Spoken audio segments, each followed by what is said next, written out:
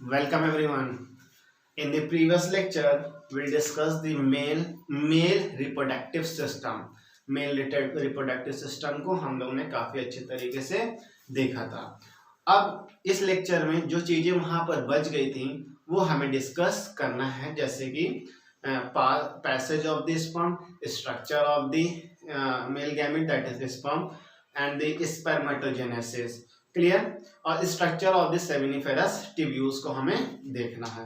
तो सबसे पहले बात करते हैं पैसेज ऑफ द स्पर्म. तो पैसेज ऑफ द स्पर्म सबसे पहले जहां पर बनता है वो है आपका seminiferous tubules. Seminiferous tubule. Seminiferous tubule के बाद ये जाता है आपके रेटिटेस्टिस में. रेटिटेस्टिस के बाद ये जाता है आपका वासा इफरेंसिया. वासा इफरेंसिया के बाद ये जाएगा आपका एपिडाइडमिस में. और एपिडाइडमिस में 3 पार्ट्स होते हैं. ठीक है, एपिडाइडमिस में 3 पार्ट्स होते हैं और that 3 part is the caput, epididymis, फिर है आपका कॉर्पस एपिडाइडमिस, फिर है आपका कॉर्डल एपिडाइडमिस. फिर यहां से आगे जाएगा, आपको बताया था वास डिफरेंस में. वास डिफरेंस में जाता है. वास डिफरेंस जहां पर ओपन होता है वहां पे स्वेलिंग होती है. That swelling is called the ampulla. तो ampulla of vas deferens. Ampulla of vas deferens के बाद जाता है ejaculatory duct. Ejaculatory duct is open into a common tube called the urethra. Urethra भी आपके 3 पार्ट्स में होते हैं. क्लियर. यूरेथ्रा भी 3 पार्ट्स में होते हैं. That 3 part is the glandular urethra, membranes urethra,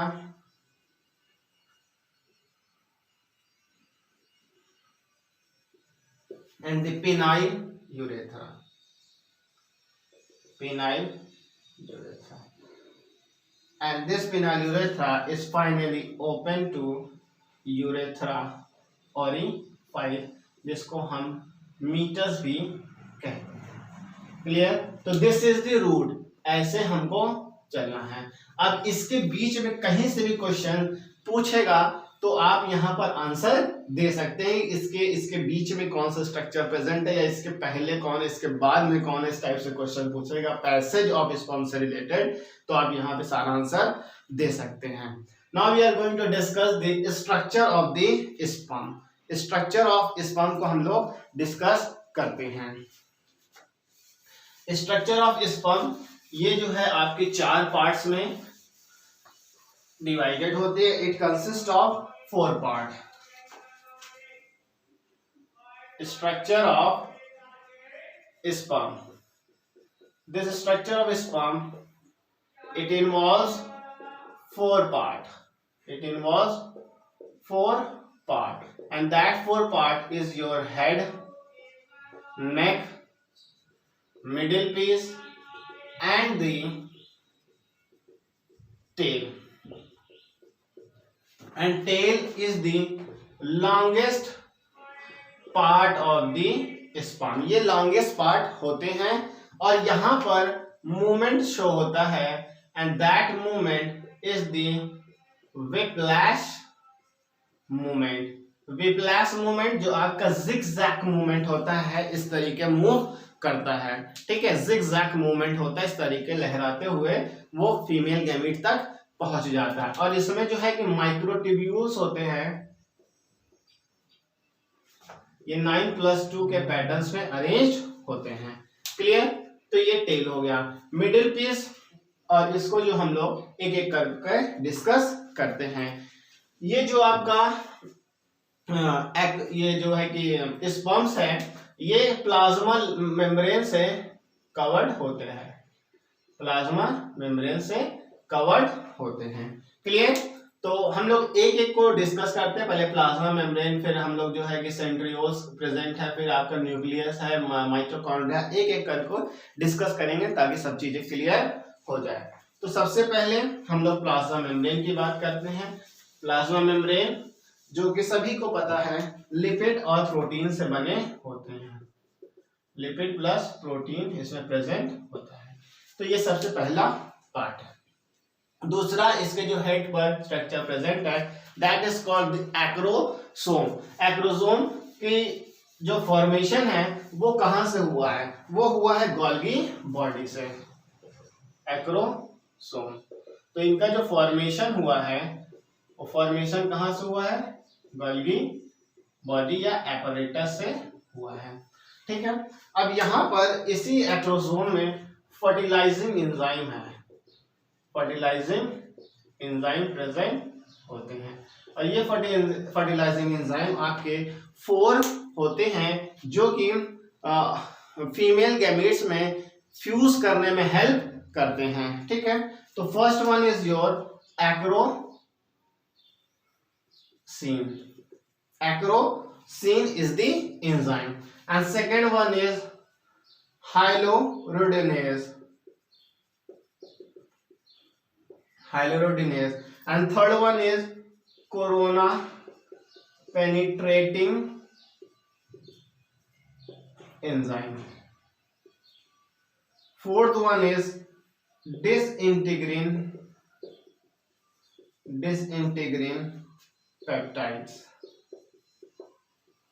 ये 4 एंजाइम होते हैं, फर्टिलाइजिंग एंजाइम है जो फर्टिलाइजेशंस में हेल्प करते हैं या कहिए उसे फ्यूजन में मदद करते हैं। अब बात करते हैं हम लोग न्यूक्लियस की। न्यूक्लियस जो प्रेजेंट होते हैं यहाँ पे, न्यूक्लियस आपके हैप्लॉइड होते हैं। न्यूक्लियस की बात करें तो न्यूक्लियस कैसे हैं? हैप्लॉइड है। और हैप्लॉइड आपका या तो 22+X प्रेजेंट होगा या फिर यहाँ पे 22+Y प्रेजेंट होगा। अब यहाँ पर अगर 22+X यहाँ से मूव किया तो वहां पे तो X पहले से ही प्रेजेंट है, तो जो बर्थ होगा वो आपका गर्ल, और ये मूव करके जाएगा तो बॉय प्रेजेंट आपका बर्थ लेगा। क्लियर? तो ये हैप्लॉइडिया। बात करते हैं नेक की। नेक में यहाँ पे देखिए 2 सेंट्रियोल प्रेजेंट होते हैं। क्लियर? और ये सेंट्रियोल आपके डिस्टल और प्रॉक्सिमल सेंट्रियोल होते हैं। नेक में आपके प्रेजेंट है सेंट्रियोल।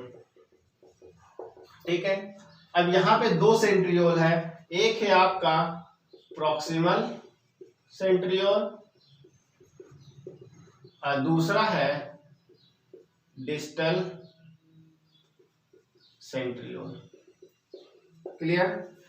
प्रॉक्सिमल सेंट्रियोल जो है आपका ये क्लीवेज में हेल्प करेगा, क्लीवेज में हेल्प करता है। और डिस्टल कन्वोलेंट एक्सियल फिलामेंट और टेल के फॉर्मेशन में हेल्प करता है। क्लियर? तो ये हो गया सेंट्रियोल। टेल को हम लोग डिस्कस कर चुके हैं। अब बच रहा है मिडिल पीस में आपका माइटोकॉन्ड्रिया। तो माइटोकॉन्ड्रिया यहाँ पर जो अरेंज्ड है वो स्पाइरली अरेंज होते हैं। ठीक है। माइटोकॉन्ड्रिया यहाँ पर कैसे अरेंज है? स्पाइरली अरेंज है माइटोकॉन्ड्रिया। यहाँ पर जो अरेंजमेंट है इनका माइटोकॉन्ड्रिया का वो कैसे है? स्पाइरल। और ये स्पाइरल अरेंज है तो यहाँ पर टर्म्स होते हैं जो माइटोकॉन्ड्रिया स्पाइरली अरेंज होते हैं, and that term is called the nebenkern. Nebenkern ये इंपॉर्टेंट टर्म है, ये आपको पूछता है माइटोकॉन्ड्रिया स्पाइरली अरेंज कहां पर होते हैं या उनका क्या टर्म है, तो ये आपको आंसर देना पड़ेगा। ठीक है। और ये जो है माइटोकॉन्ड्रिया जो आपके फ्रुक्टोज को यूटिलाइज करता है, utilise fructose to generate energy, to generate energy. Energy को जनरेट करने के लिए फ्रुक्टोज का यूटिलाइजेशन करता है। इतना ही आपका इंपॉर्टेंट है स्ट्रक्चर ऑफ स्पर्म में। Clear? Now we are going to do the seminiferous tubule, the structure of seminiferous tubule. तो सेमिनिफरस ट्यूब्यूल्स को हम लोग देखते हैं कि स्पर्म का फॉर्मेशन कहां से होता है। क्लियर? सेमिनिफरस ट्यूब्यूल्स,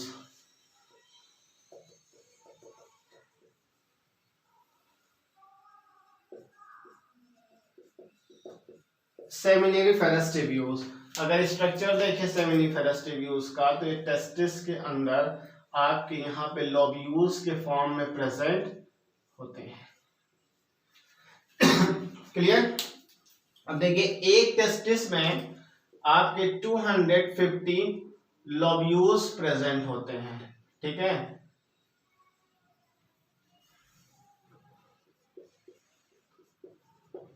पर टेस्टिस 250 लोब्यूल्स प्रेजेंट होते हैं।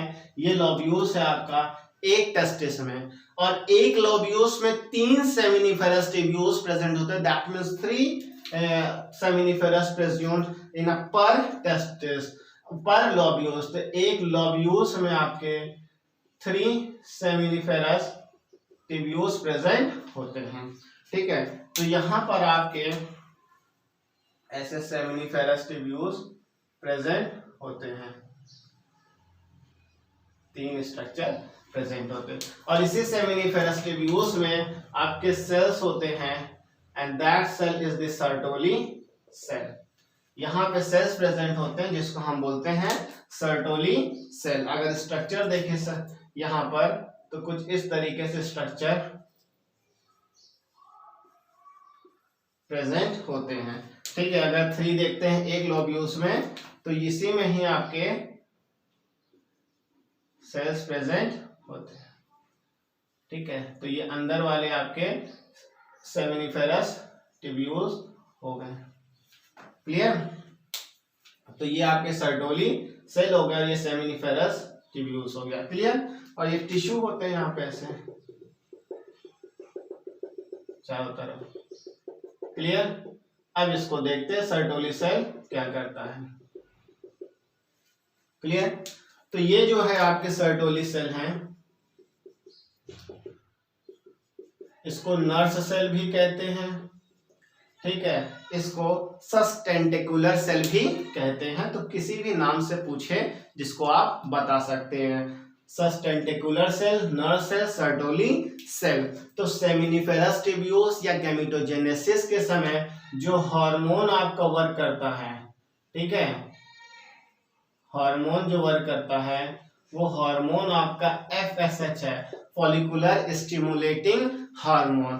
फॉलिकुलर स्टिमुलेटिंग हार्मोन है जो यहाँ पे गैमीट्स के फॉर्मेशन में मदद करता है। ठीक है? यहाँ पे ब्लड टेस्टिस बैरियर भी बनता है, ब्लड टेस्टिस बैरियर, जो कि इसको कोई दिक्कत ना हो आपके स्पर्म्स को, नहीं तो प्रॉब्लम्स हो सकते, वीक हो सकते कुछ है, तो यहाँ पे आपके एंटीबॉडीज के रूप में ब्लड टेस्टिस बैरियर प्रेजेंट होते हैं। ठीक है? यहाँ पे एक फैक्टर प्रेजेंट होता है जिसको ABP कहते हैं।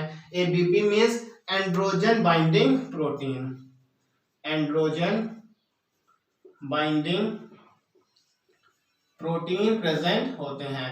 ये एंड्रोजन बाइंडिंग प्रोटीन क्या करते हैं, जो आपके टेस्टोस्टेरोन हार्मोन्स का फॉर्मेशन होता है बाहर की तरफ, तो उस हार्मोन्स को वो अंदर की तरफ लाते हैं। तो बाहर से अंदर के लाने के लिए जो प्रोटीन की जरूरत होती है वो एंड्रोजन बाइंडिंग प्रोटीन होती है।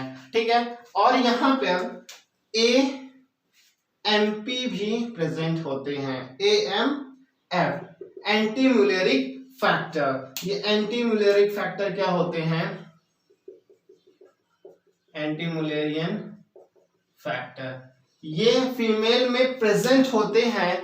ये प्रेजेंट होते हैं, इसीलिए फीमेल में ओविडक्ट और यूटरस प्रेजेंट नहीं होता है, और फीमेल में ये प्रेजेंट नहीं होता है, इसलिए वहां पर यूटरस और ओविडक्ट प्रेजेंट होता है। तो ये पॉइंट इंपॉर्टेंट है। सर्टोली सेल से यहाँ पे फॉलिकुलर स्टिमुलेटिंग हार्मोन्स की मदद से जो है आपका गैमीट्स का फॉर्मेशन होता है। ठीक है, दूसरी तरफ आपका लेडिक सेल्स, लेडिक सेल्स क्या करता है, लेडिक सेल, लेडिक सेल क्या करता है, ये आपके हार्मोन सिक्रीशन करते हैं जिसको हम ल्यूटेनाइजिंग हार्मोन बोलते हैं। ठीक है, ल्यूटेनाइजिंग हार्मोन फीमेल में बोलते हैं, और मेल में इसका नाम ICSH है, इंटरस्टिशियल सेल स्टिमुलेटिंग हार्मोन। और ये सिक्रीट्स करता है आपका, ये सिक्रीट्स करता है आपका एंड्रोजन, एंड्रोजन हार्मोन्स है, और इस एंड्रोजन में 4 हार्मोन्स होते हैं। अब ये हार्मोन्स का लेक्चर हमने क्लास 11 में पढ़ाया है, आप वहां पे देखिए कौन कौन से 4 हार्मोन्स होते हैं जो कि इंपॉर्टेंट है। और उसमें से एक है आपका टेस्टोस्टेरोन, टेस्टोस्टेरोन है, ये टेस्टोस्टेरोन है जो सेकेंडरी सेक्सुअल कैरेक्टर्स के लिए भी रिस्पॉन्सिबल है, प्लस स्पर्मेटोजेनेसिस के लिए भी इंपॉर्टेंट है। ठीक है, तो यहाँ पर सर्टोली सेल्स में गैमीट्स का फॉर्मेशन होता है, यहाँ से मूव करेगा सेमिनिफेरस ट्यूब्यूल से, फिर रेटिटेस्टिस में पहुंचेगा, और पाथ और पैसेज हम लोग ने पहले ही डिस्कस किया। रेटिटेस्टिस के बाद आपके वास एफ्रेंसिया में, फिर एपिडाइडमिस में, फिर वहां से वास डिफरेंस में, वास डिफरेंस से एम्पुला, एम्पुला से इजैकुलेटरी डक्ट, इजैकुलेटरी डक्ट से बाद यूरेथ्रा के थ्रू बाहर निकल जाएगा। ठीक है, पर यहाँ पर 2 टर्म्स आते हैं, एक है आपका स्पर्मिएशन और दूसरा है इजैकुलेशन। ठीक है, तो उसको इस यहां पर अगर बात करें स्पर्मिएशंस की, स्पर्मिएशन, सेकेंड इज इजैकुलेशन, ये 2 टर्म है। इसमें क्या होता है, स्पर्मिएशंस का मीन्स कि यहां से स्पर्म मूव आउट होता है, sperm move out from the seminiferous tubule, that is called the spermiation. Ejaculations का मतलब semen move out from the urethra, urethra से move out हो जाएगा तो उसको बोलते हैं ejaculation, या मीटर्स भी आप कह सकते हैं। तो ये इंपॉर्टेंट टर्म्स है, ये प्रोसेस है सेमिनिफेरस ट्यूब्यूल्स में, जिसको आप अच्छे तरीके से समझ गए होंगे। Now let's we are going to discuss the spermatogenesis, ये लास्ट पार्ट है आपके मेल रिप्रोडक्टिव सिस्टम में। अगर ये हम लोग आज कंप्लीट कर लेते हैं तो हम लोगों का मेल रिप्रोडक्टिव सिस्टम इसी लेक्चर में खत्म हो जाएगा। हम लोग नेक्स्ट लेक्चर में फीमेल रिप्रोडक्टिव सिस्टम के साथ मिलेंगे। तो next we are going to discuss the spermatogenesis. Spermatogenesis का मतलब है the formation of sperm, spermatogenesis. Spermatogenesis जो टेक प्लेस होता है ये आफ्टर प्यूबर्टी, ये हमने आपको पहले भी बताया है, प्यूबर्टी के बाद होता है। ठीक है, तो जो सबसे पहले जो सेल होगी वो आपकी डिप्लॉइड सेल है, जिसको हम स्पर्मेटोगोनिया कहते हैं, स्पर्मेटोगोनिया। ठीक है, और यहाँ पे पहले आपका माइटोसिस होगा। ठीक है, माइटोसिस होगा तो यहाँ पे 2n माइटोसिस में 2 न्यूक्लियाई फॉर्म होते हैं और वो डिप्लॉइड होते हैं। ठीक है, और इसको ये वाला जो है आपका स्टोर हो जाता है, ये स्टोर हो जाएगा, बनेगा स्टेम सेल, और ये सेकेंड वाला है, इसको हम ग्रोथ करेंगे। ठीक है, इसकी ग्रोथ होगी। ठीक है, इसकी ग्रोथ होगी, और यहां पर ये आपका प्राइमरी स्पर्मेटोसाइट्स हो जाएगा, स्पर्मेटोसाइट। तो पहला सेल हुआ, अब यहाँ पे 2n है, तो यहाँ पे जो पहला डिवीजन हुआ वो आपका मियोसिस 1 हुआ। क्या हुआ? मियोसिस 1। और मियोसिस अगर होता है तो हैप्लॉइड फॉर्म होंगे और 2 डॉटर न्यूक्लियाई का फॉर्मेशन होता है। ठीक है, और ये जो फॉर्म हुए ये आपके सेकेंडरी स्पर्मेटोसाइट हुए, सेकेंडरी स्पर्मेटोसाइट। अब ये जो हैप्लॉइड्स हैं, यहां पर एक है 22 plus X and the second one is 22 plus X Y हुआ। ठीक है, अब ये जो है मियोसिस 1 हुआ, इसके बाद ये फिर से डिवाइड हुए, तो यहां पर जो प्रोसेस हुआ अब क्या होगा? मियोसिस 2 हुआ। मियोसिस 2 होगा तो 4 आपके हैप्लॉइड न्यूक्लियस फॉर्म हुए, डॉटर न्यूक्लियाई फॉर्म होंगे। 50% is your male and 50% is your female. तो यहां पर मेल था, मेल, और यहां पर फीमेल। ठीक है, अब ये जो बना है ये है स्पर्मेटिड्स। ये क्या है? स्पर्मेटिड्स। ये स्पर्मेटिड्स हैं। अब इनको यहां पे इसके बाद देखिए, इनको स्पर्म अगर बनाया जाए, ठीक है, तो ये हो गया स्पर्मियोजेनेसिस।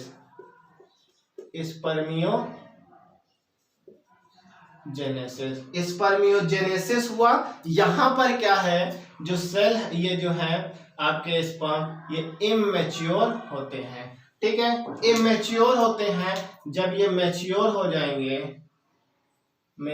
जाएंगे तो इसको हम लोग बोलेंगे स्पर्मेटोजोआ। इसको क्या बोलेंगे? स्पर्मेटोजोआ।